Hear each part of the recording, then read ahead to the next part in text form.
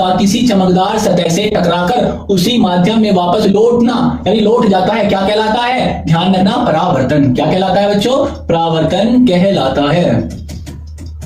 क्या कहलाता है? प्रकाश, यानी प्रकाश का किसी चमकदार सतह से टकराकर उसी माध्यम में वापस लौटना क्या कहलाता है? परावर्तन। ये लिखा परावर्तन। ध्यान रखना, पिछली बार एमसीक्यूज आया था प्रीवियस स्टेज में कि प्रकाश का जो तल होता है यानी जो सतह होती है कैसी होती है, हमेशा ध्यान रखना।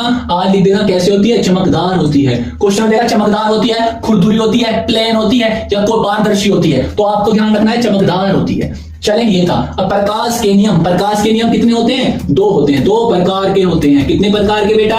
दो प्रकार के होते हैं। चलें, दो प्रकार के। पेपर में जब तो धुआं करना है साइंस को लेकर, तो चिंता ना करें, इसकी बात नहीं है। आ जाए, देख लीजिएगा। अब इधर ध्यान रखिए, सबसे पहले बेटी बात है बच्चे, ये सेकंड लो है या फर्स्ट लो है? ये उल्टा हो गया, पहले फर्स्ट वाले को पढ़ेंगे। देखिए सबसे पहले देखो बच्चों, ये इसका डायग्राम है। ये जो आपको दिख रहा है ये सरफेस है। सरफेस का मतलब सतह है। तो यहां से आपको दिख रहा होगा ये चमकदार सतह है। समझ में? ये कैसी है बच्चों? हमारे पास चमकदार सतह है।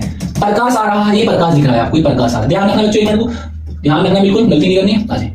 देखिए ये प्रकाश आ रहा है। जब भी कोई प्रकाश आ रहा है ध्यान रखना, इसको बोलते हैं आपतित किरण। क्या बोलेंगे बच्चों? आपतित किरण। आपतित किरण। और टकराकर ये वापस जा रहा है। क्या जा रहा है बच्चों? वापस जा रहा है, उसको बोलते हैं परावर्तित किरण। क्या बोलेंगे बच्चों? परावर्तित किरण। आ जाओ। और ये पे क्या लग रहा है? इधर है बीच में इसका अभिलंब। अभिलंब यानी जिसको आप बोलते हैं परपेंडिकुलर आती है, परपेंडिकुलर। और तीनों कैसे? एक ही बिंदु पर है। तो ध्यान रखना, फर्स्ट लो, आपतित किरण, परावर्तित किरण और अभिलंब तीनों एक ही बिंदु पर या एक ही तल पर स्थित होते हैं। ये हो गया आपका, देखो लिखा, आपतित किरण, परावर्तित किरण तथा अभिलंब तीनों एक ही तल में होते हैं यानी स्थित होते हैं। क्या समझ में आया? फर्स्ट लो, यस या नो? फिर देख लीजिएगा, आपतित किरण, परावर्तित किरण और अभिलंब तीनों एक ही बिंदु पर स्थित होते हैं, क्या कहलाते हैं? आपका फर्स्ट लो कहलाते हैं। आ जाए, इधर को देख लीजिएगा। हो गया बात समझ में? दूसरी बात को समझाता हूं। देखो, ये वाला कोण और ये वाला कोण आपस में बराबर होता है। Angle I is equal to angle R. ठीक है बेटा, इस एंगल आई को ध्यान रखना, इसको बोलते हैं आपतन कोण। क्या बोलते हैं? आपतन कोण।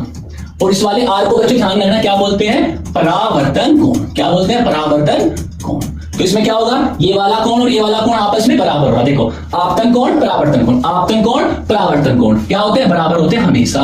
तो समझ में आई बात? आ जाए, तो क्या कोण आई इज इक्वल टू कोण आर, ये इसका सेकंड लो है। क्या बात समझ में आई?